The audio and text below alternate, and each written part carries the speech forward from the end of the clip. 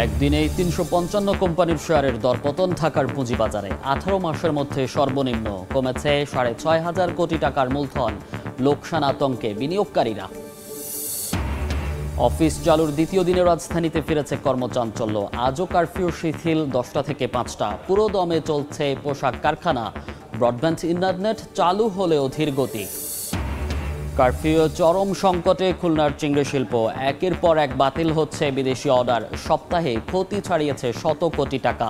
দ্রুত রফতানি স্বাভাবিকের আশা মৎস্য অধিদপ্তরের।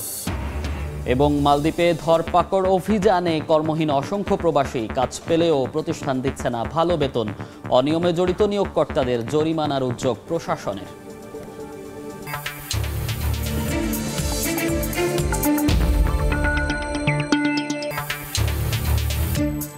দেখছিলেন শিরোনাম। আমন্ত্রণ জানাচ্ছি দেশ ও দেশের বাইরের অর্থ বাণিজ্যের নানা খবর নিয়ে আমাদের নিয়মিত আয়োজন এ সময়ের বাণিজ্যে। আপনাদের সঙ্গে আছি আমি মনির হোসেন। ১৮ মাসের মধ্যে সর্বনিম্ন লেনদেন দেখল ঢাকার পুঁজিবাজার। টাকার অঙ্কের লেনদেনে কোনো মতে পার করেছে ১৫০ কোটির ঘর। একদিনে ডিএসইর মূলধন থেকে উধাও ৬,৩২৮ কোটি টাকা। দরপতন হয়েছে ৩৫০'রও বেশি কোম্পানির শেয়ার। বাজার সংশ্লিষ্টরা বলছেন, দেশের চলমান অস্থিরতায় এখনও শঙ্কা কাজ করছে বিনিয়োগকারীদের মধ্যে। ইন্টারনেট সেবা পুরোপুরি চালু ও দেশের পরিস্থিতি স্বাভাবিক হলে আবারও ঘুরে দাঁড়ানোর আশা তাদের। কারফিউ ও সাধারণ ছুটি শেষে ইন্টারনেট চালুর পর বুধবার শুরু হয় ঢাকা স্টক এক্সচেঞ্জ ডিএসইর লেনদেন। তবে দিন শেষে আলোর মুখ দেখেনি ঢাকার পুঁজিবাজার। হতাশা নিয়ে ফিরতে হয় বিনিয়োগকারীদের। চাকরি বাকরি করে কিছু টাকা পয়সা জমাইছি, এখানে আসছি কিছু পয়সা টয়সা কামানোর জন্য, কিন্তু everything is we have loss. সব শেয়ারের দামই পতন ঘটছে এবং পতনের যদি 10% হতো 10% পড়ে যেত।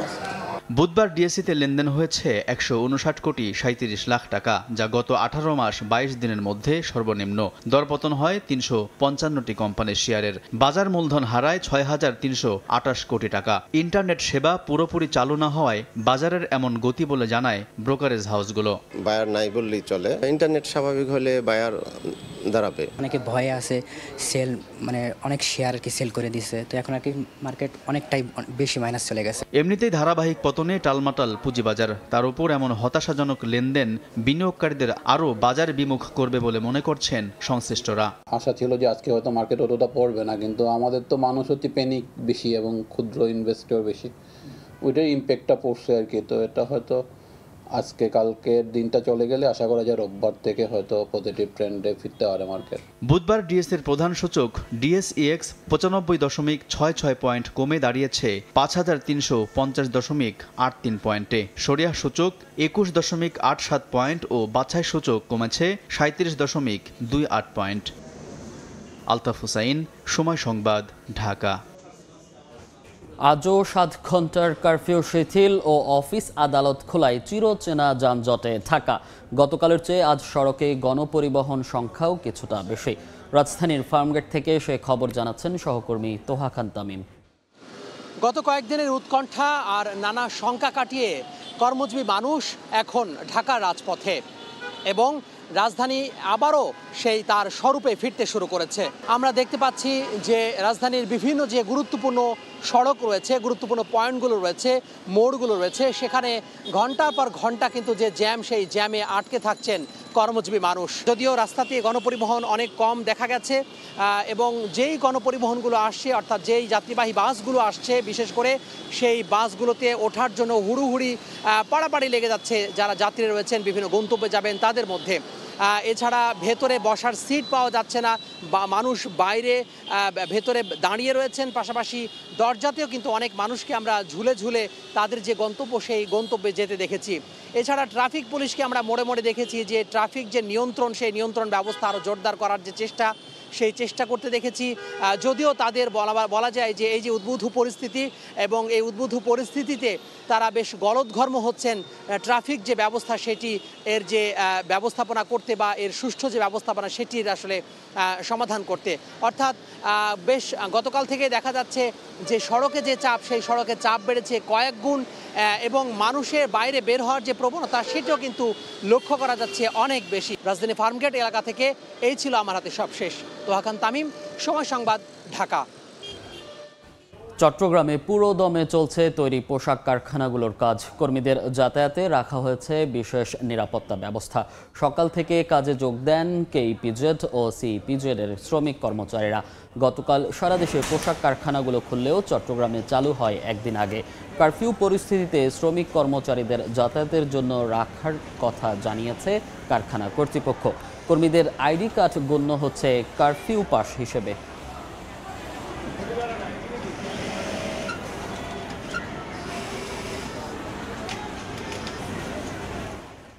জরিমানা ছাড়াই ক্রেডিট কার্ডের বিল দেওয়ার সুযোগ দিল বাংলাদেশ ব্যাংক। বুধবার এর নির্দেশনা পাঠানো হয়েছে সব ব্যাংকের ব্যবস্থাপনা পরিচালক ও নির্বাহী কর্মকর্তার কাছে।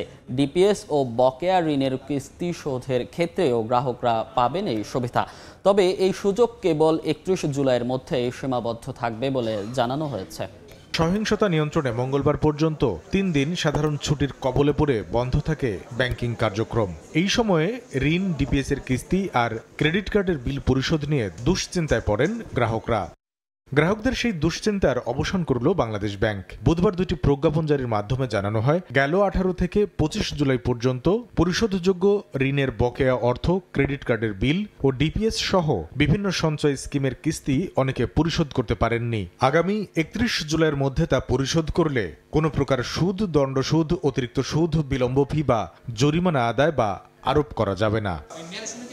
শুধু তাই নয়, এই সময়ের মধ্যে এসব সেবায় কোনো বিলম্ব ফি বা জরিমানা আরোপ আদায় করা হলে তা ফেরত বা সমন্বয় করারও নির্দেশ দিয়েছে বাংলাদেশ ব্যাংক। কামরুল হাসান সবুজ, সময় সংবাদ, ঢাকা। কারফিউ পরিস্থিতিতে তীব্র সংকট তৈরি হয়েছে চিংড়ি রফতানি শিল্পে। ইন্টারনেট বন্ধ, পরিবহন না থাকায় নির্ধারিত সময়ে শিপমেন্ট করতে পারেননি খুলনা অঞ্চলের রফতানিকারকরা। একের পর এক বাতিল হচ্ছে বিদেশি অর্ডার। এতে গত এক সপ্তাহে শুধু চিংড়ি রফতানি খাতে ক্ষতি হয়েছে শত কোটি টাকা। নিয়ামুল হোসেন কোচির তোলা ছবিতে আবদুল্লাহ আল মামুন রুবেলের প্রতিবেদন। টানা কারফিউ আর ইন্টারনেট বন্ধের বড় নেতিবাচক প্রভাব পড়েছে খুলনা অঞ্চলের চিংড়ি খাতে। ব্যবসায়ীদের দাবি, গত এক সপ্তাহে পরিবহন সংকটে খুলনা অঞ্চল থেকে 35 থেকে 40 কন্টেইনারে প্রায় 3000 মেট্রিক টন চিংড়ি রপ্তানি করতে পারেননি তারা। এতে প্রায় 100 কোটি টাকা ক্ষতি হয়েছে তাদের। এক্সপোর্টারদের একটাই উদ্দেশ্য থাকে ফরেন কারেন্সি আর্ন করা, সেখানে আমরা পিছিয়ে গেছি। ব্যবসায়ীরা বলছেন, ইন্টারনেট সংযোগ না থাকার কারণে বায়াররা তাদের সঙ্গে যোগাযোগ করতে পারছেন না। ফলে অর্ডার বাতিল হচ্ছে একের পর এক। বায়াররা অন্য দেশ থেকে নতুন করে অর্ডারও করছেন।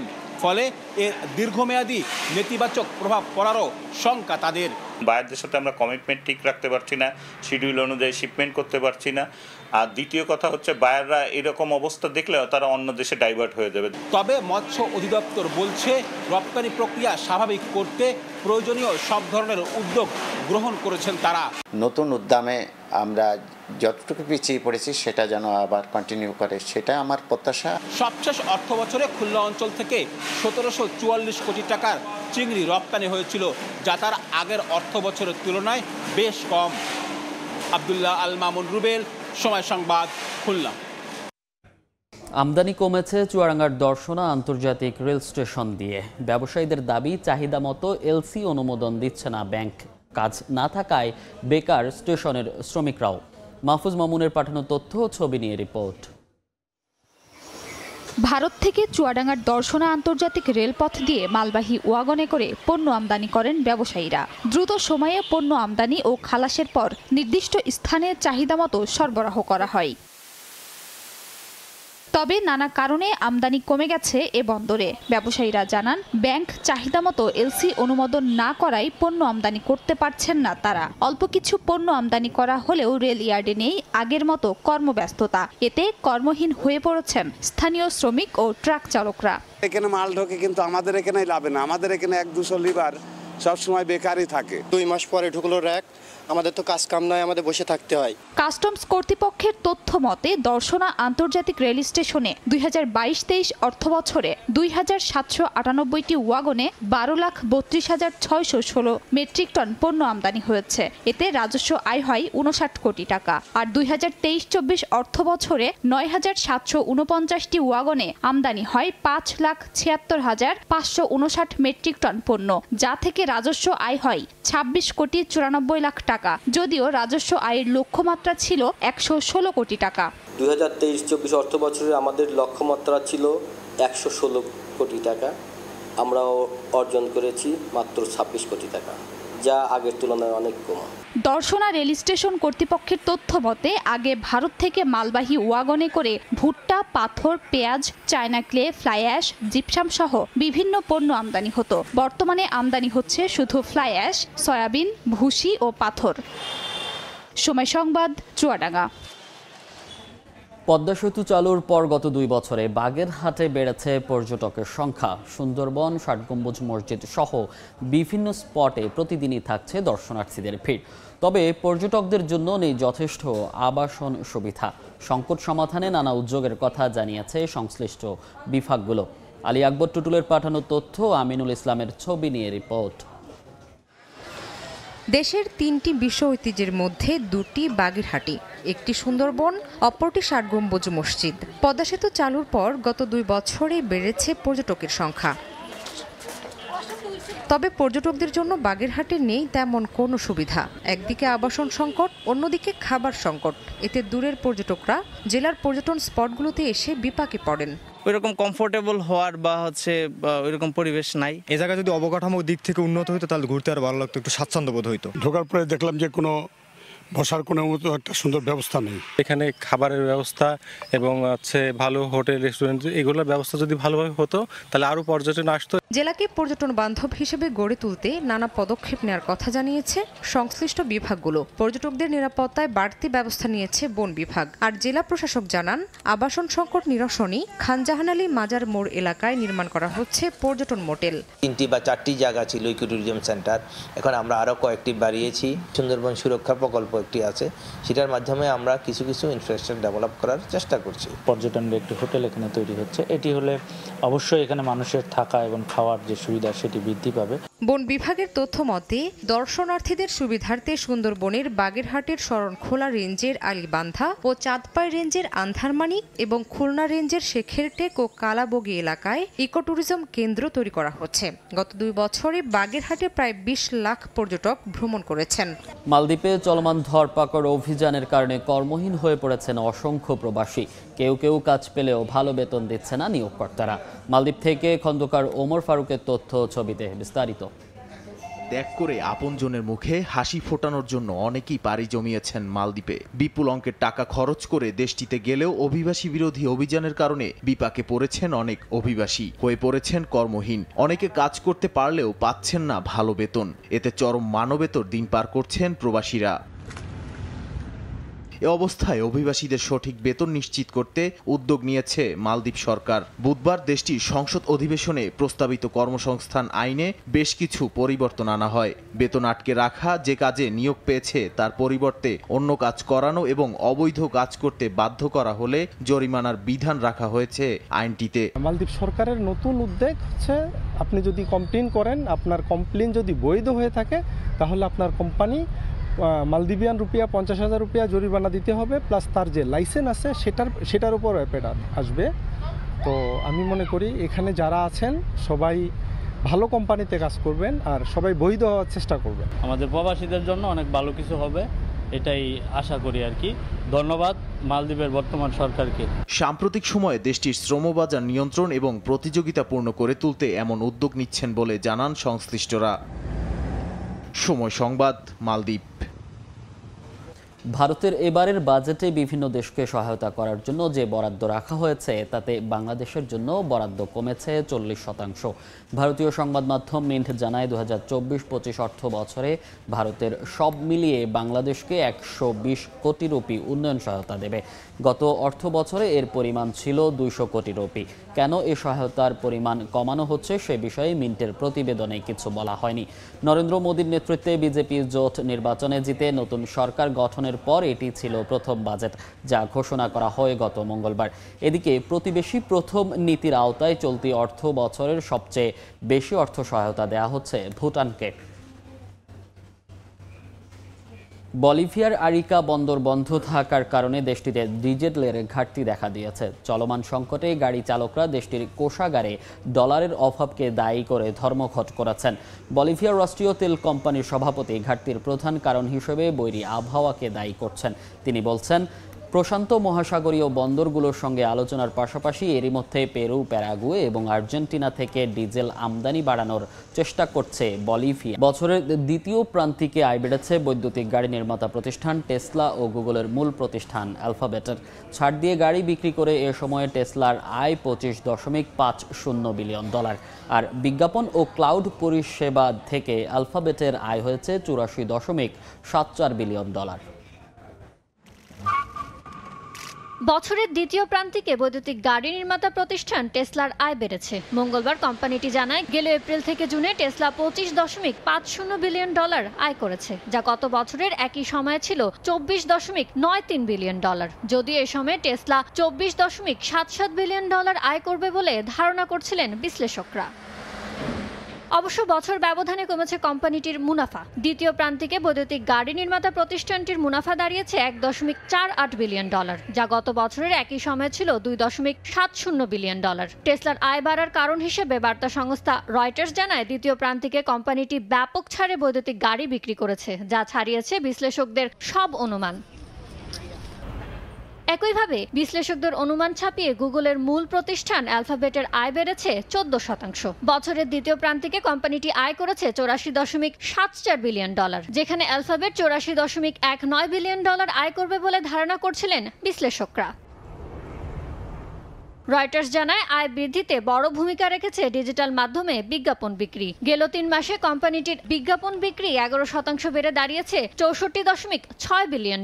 পাশাপাশি বেড়েছে কোম্পানিটির ক্লাউড কম্পিউটিং পরিষেবাগুলোর চাহিদাও। এ খাত থেকে আয় 28.8% বেড়েছে। এদিকে ইউটিউব ডিভিশনের কোম্পানির বিজ্ঞাপন বিক্রি 13% বেড়ে দাঁড়িয়েছে $8.67 বিলিয়ন।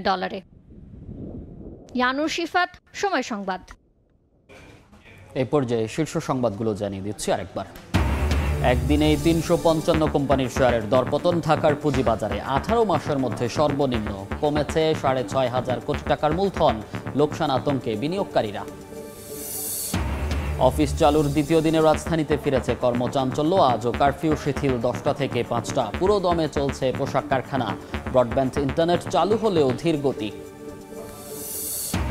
এবং কারফিউ চরম সংকটে খুলনার চিংড়ি শিল্প। একের পর এক বাতিল হচ্ছে বিদেশি অর্ডার। সপ্তাহে ক্ষতি ছাড়িয়েছে 100 কোটি টাকা। দ্রুত রফতানি স্বাভাবিকের আশা মৎস্য অধিদপ্তরের।